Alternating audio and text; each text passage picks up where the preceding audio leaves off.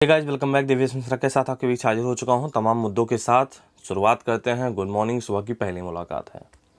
एक और परीक्षा का परिणाम जारी हुआ है भैया। सबसे बड़ी बात करने आया हूं आपके सामने। एक और परीक्षा का परिणाम जारी हुआ है जिसमें योग्य अभ्यर्थी नहीं मिले हैं। इस सरकार की सबसे बड़ी बात यही है कि अक्सर मैं देख पा रहा हूं जो भी परीक्षा का परिणाम जारी हो रहा है, सबसे बड़ी बड़ी भर्तियों में सबसे छोटी भर्तियां यहां पर देख पा रहा हूं।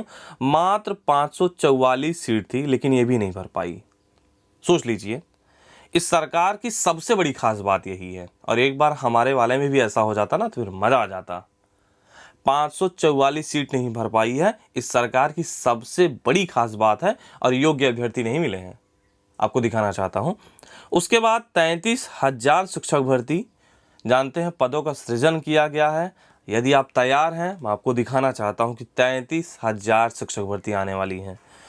उसके बाद एलटी ग्रेड वाले नियुक्ति और परिणाम के लिए एक नायाब तरीका निकाला है, बेहतर तरीका निकाला है, बेहतरीन तरीका निकाला है। चलिए शुरुआत करते हैं यहीं से पहले। हाँ, यहाँ देख सकते हैं 544 सीटें थी। 521 आयुर्वेदिक चिकित्सा अधिकारियों का चयन किया गया, 23 पद रह गए खाली। अब पता नहीं क्या खास बात है इस सरकार की कि आप देखकर अचंभित हो जाएंगे। मात्र 544 सीट पूरी की पूरी थी। 521 सीटों पर चयन हो पाया, 23 पद रह गए खाली। बड़ी बात है ना, 544 पर बड़ी बात है कि नहीं बात है। हाँ, अब विशेष बात यही है, ये 23 पद जो है सामान्य पद नहीं थे, विशेष आरक्षण के पद थे, ये एसटी के पद थे। देख सकते हैं, आपको दिखाना चाहता हूं। ये 544 रिक्त पदों के लिए चयन किया जाना था, लेकिन 521 पदों के लिए ही चयन हो सका। 23 पदों पर चयन नहीं हो सका। 544 पदों पर 404 पद अनारक्षित के थे, और जबकि 111 पद ओबीसी के थे और 29 पद एसटी के थे, यानी कि एससी के नहीं थे। उसके बाद 13 से 28 फरवरी तक 7 मार्च को हुए थे क्या इंटरव्यू, 13 से 28 फरवरी तक, ठीक है। स्क्रीनिंग परीक्षा के बाद योग्य अभ्यर्थी पाए गए 1288, और एक बंदा चला गया था हाई कोर्ट, एक बढ़ गया 1289 हो गया था। 1041 इंटरव्यू में हुए थे शामिल, जिन 23 पदों पर चयन नहीं हो सका। और बात यह है 2007 की भर्ती है, लेकिन इंटरव्यू तो अभी हुआ है। यूपीपीएससी मात्र एक दिन अपना कार्यालय खोली है और बहुत बड़ा काम करके चली गई। एक तो परीक्षा का परिणाम जारी कर दी, दूसरा यूपीपीएससी का ऑनलाइन आवेदन लेना शुरू कर दिया। 10 दिसंबर 2007 को जारी शासनादेश के अनुसार एसटी के लिए आरक्षित पदों के लिए पर्याप्त अभ्यर्थी उपलब्ध न होने की दशा में इन पदों पर एससी अभ्यर्थियों की नियुक्ति दी जाती है।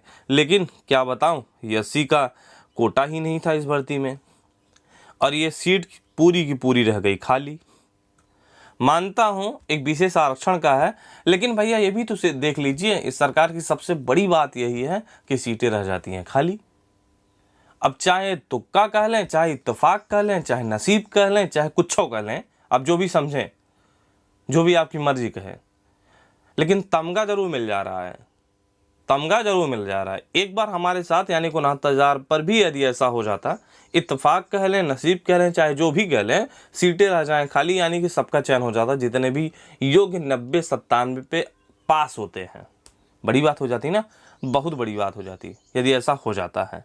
ये रही एक्चुअल चीज़ें। 544 सीटें नहीं भर पाई। चलिए आगे चलते हैं। यहाँ देख सकते हैं एलटी ग्रेड वाले एक नायाब तरीका निकाले हैं। एलटी ग्रेड चयनित अभ्यर्थी जो हैं, काफ़ी विषय के परिणाम घोषित हो चुके हैं। अब वो चाहते हैं कि हमें नियुक्ति पत्र मिले जल्द से जल्द, लेकिन नहीं मिल पा रहा है। 2 विषय के परिणाम रुके हुए हैं, हिंदी और सामाजिक विज्ञान के, लेकिन आए तो आए कैसे। तो एलटी ग्रेड चयनित लॉकडाउन में बिना वेतन के पढ़ाने को तैयार हैं। मुख्यमंत्री को पत्र लिखकर ऑनलाइन पढ़ाने का मौका मांगा गया है, यहाँ देख सकते हैं। और दबाव भी बड़ा है, यहाँ देख सकते हैं। एलटी ग्रेड रिजल्ट देने का बड़ा है दबाव।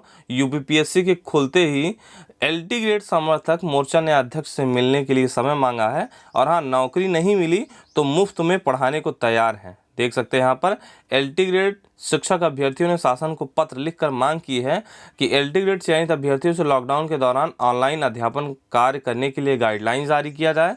अभ्यर्थियों को कहना है कि चयन के बावजूद भले ही शासन ने अब तक उन्हें नियुक्ति न दी हो, लेकिन वे इस संकट के दौर में प्रवेश की सेवा जो है मुफ्त में करने को तैयार है। एक नायाब तरीका निकाले हैं। ये मैसेज जाता है तो बड़ी बात होती है ना, शासन के पास, सरकार के पास, कि हम मुफ्त में पढ़ाने के लिए तैयार हैं। बड़ी बात होती है, ट्वीट के माध्यम से, मेल के माध्यम से ऐसी मांग की जा रही है। यहाँ देख सकते हैं एक दबाव बनाया जा रहा है कि हम मुफ्त में पढ़ाएंगे, कोई पैसा नहीं लेंगे।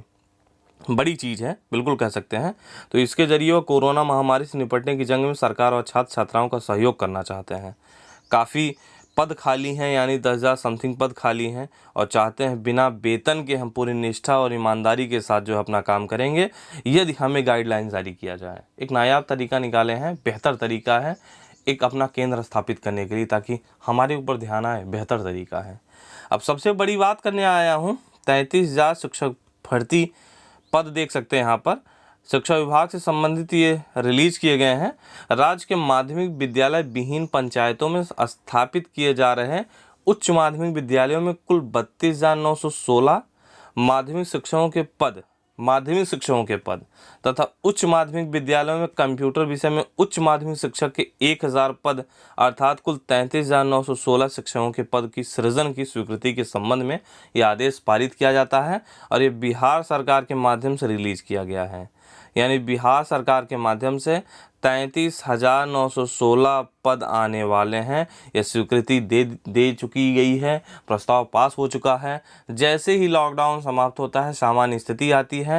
यहाँ देख सकते हैं माध्यमिक शिक्षकों के पद जो हैं वो 32,916 हैं, जबकि उच्च माध्यमिक विद्यालय में कंप्यूटर विषय की बात करूँगा तो 1,000 पद खाली हैं। तो 33,916 पद टोटल सृजन किया गया है। लॉकडाउन के बाद सामान्य स्थिति होने के बाद तुरंत ये भर्ती आएगी। ठीक है, बिल्कुल मान के चलें। ये रही, आपको चीज़ें अच्छी लगी होंगी। Thank you so much. चलते हैं, बाय बाय।